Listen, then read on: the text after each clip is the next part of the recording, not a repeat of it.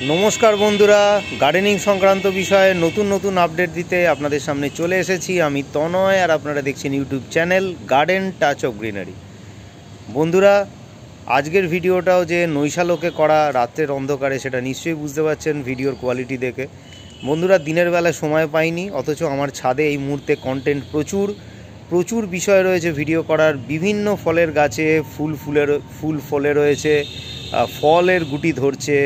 ता सेई जन्य बंधुरा आमी आर मिस करते चाइछि ना आपनादेर एइगुलो देखाबो बोले आमार मन जेन छटपट करछे। ताई दिनेर बेला समय पाइनि बोले रातेर अंधकारेई आपनादेर सामने एई भिडियोटा तुले धरछि। बंधुरा एटाओ जेटा आपनि एकटा गाछ देखछेन आपनारा एटा किन्तु कोनो फुलेर गाछ ना।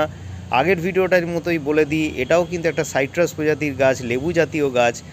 अथच जे कोनो फुलेर गाछेर गन्धके किन्तु हार मानाबे, जे कोनो फुलेर गाछेर गन्धके 10 गोल देबे। बंधुरा एटा आमि आपनादेर एकदम बाजी धरे बोलते पारी। जारा छादे फुलेर गाछ करेन एबं सादा फुलेर गाछ करेन, दारुण गन्धेर जोन्नो करेन, रात्रिर बेला फोटे दारुण गन्ध बेरोय, हाँसनुहाना, कामिनी, बेली फुल एई धरनेर फुल।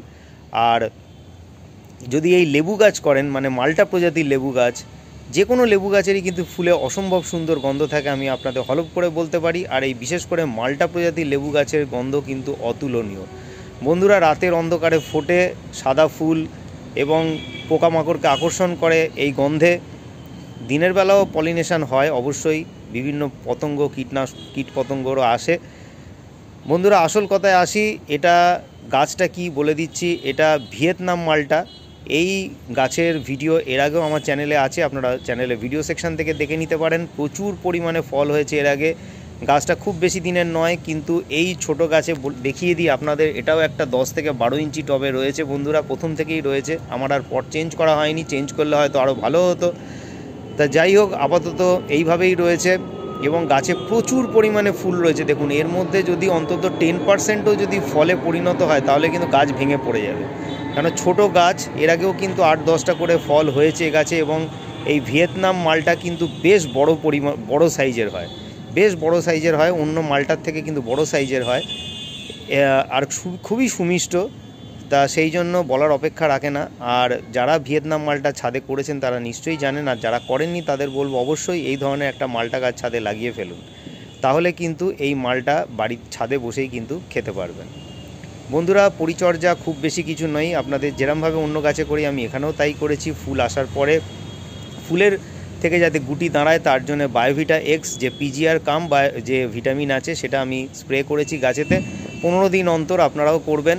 প্রতি লিটার জলে 2 ml করে বায়োভিটা এক্স দেবেন, এটা অর্গানিক সম্পূর্ণ। আর এর সাথে অবশ্যই স্টিকার মিশিয়ে নেবেন, তাহলে গাছের পাতায় লেগে থাকবে।